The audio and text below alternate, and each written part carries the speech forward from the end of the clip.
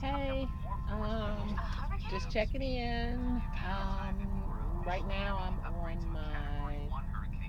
I did my first week on my own, solo, over the road. Um, I got my first pay statement and cried.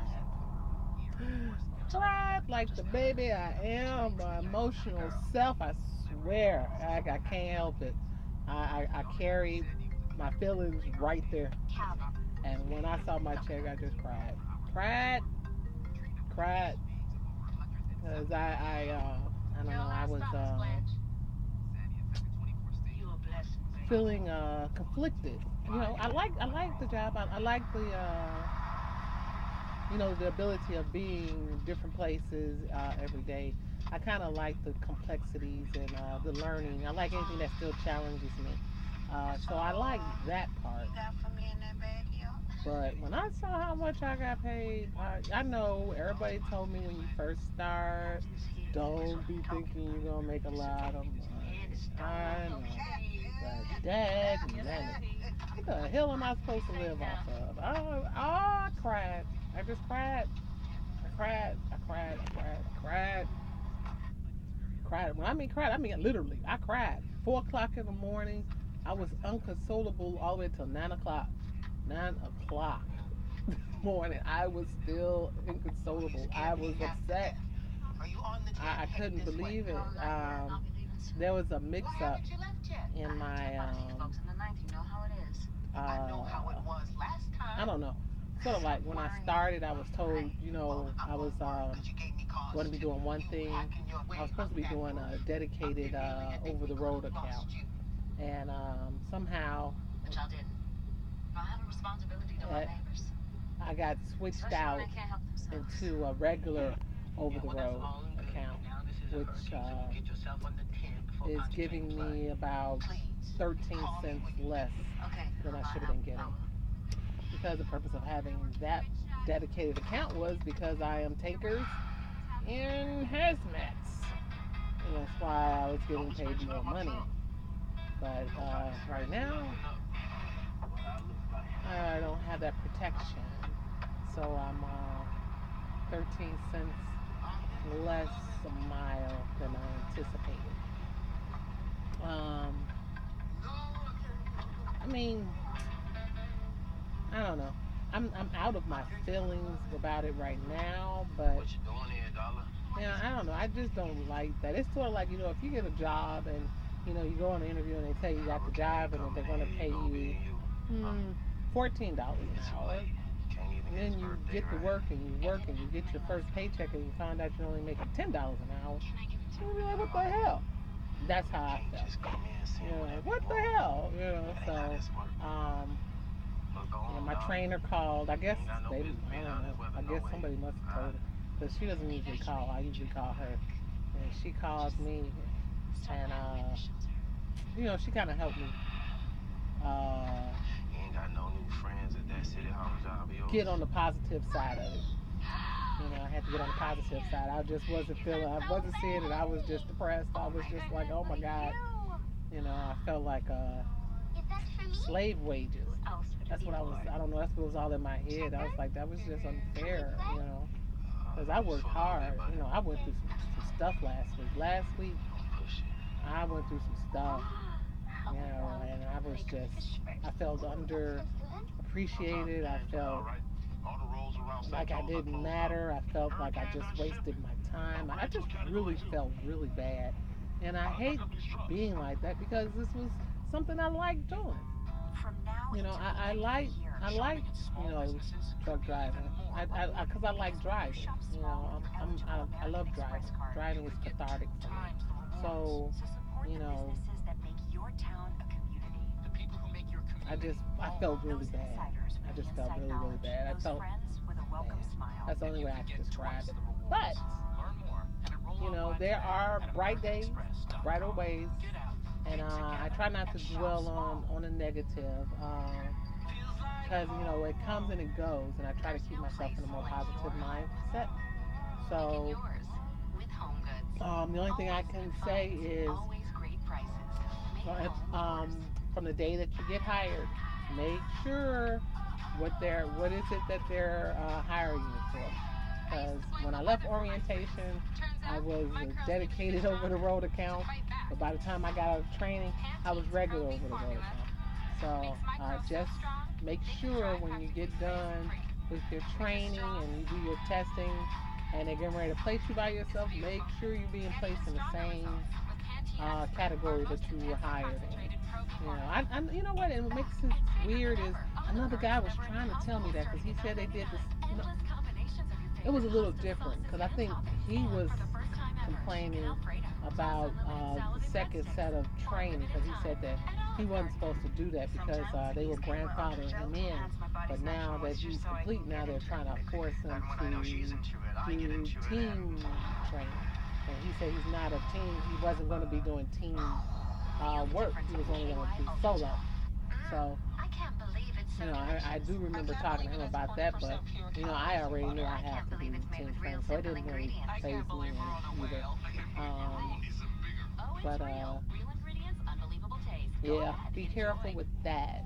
You know, it's I don't know. I've had. Let me see. I'm into my 1 week and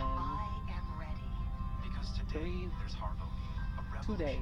1 week and 2 days now. And yeah, you're right. They let them. They're taking me around all the mountains. I have been like West Virginia, Pennsylvania, Maryland, down those little side streets and stuff like that. They were yesterday. I was supposed to go to Florida, and then they switched it, and I was going to go to Arizona, and then they switched it again, and now I'm going to where am I going to? Michigan.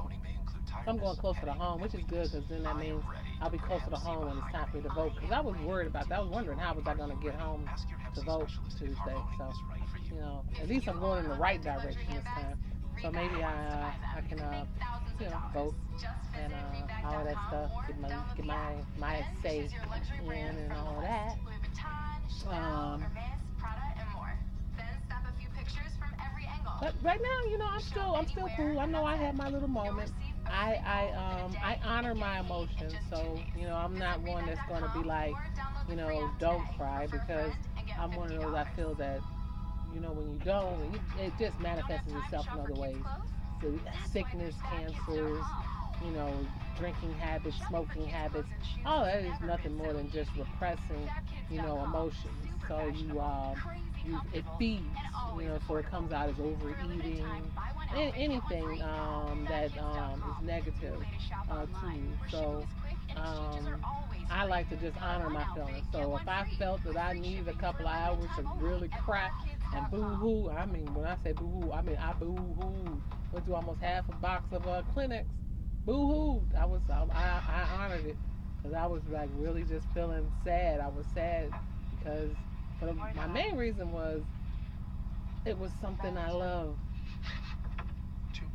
And I just felt bad because I was like, oh my God, I'm gonna have to stop doing something I love because it's not paying me, and I need to work. I need to work. I need to make money.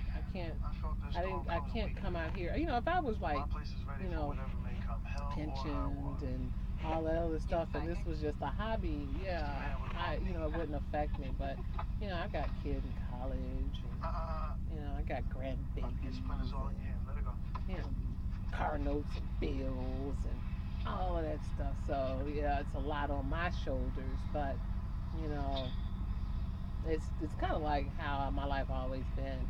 I've always been, that the one that my family leans on, nieces, children, grandkids, siblings, um, you know.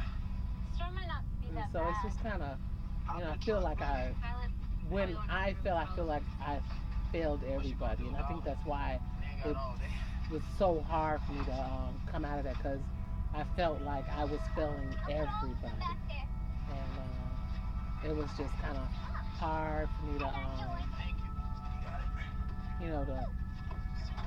to deal with at that time. But I'm in a better space. I'm in a better space now. Making some lemonade out of my lemons. It's gonna get better. He said it'll take 3 years before I get the pay that I thought I was gonna get. But I'm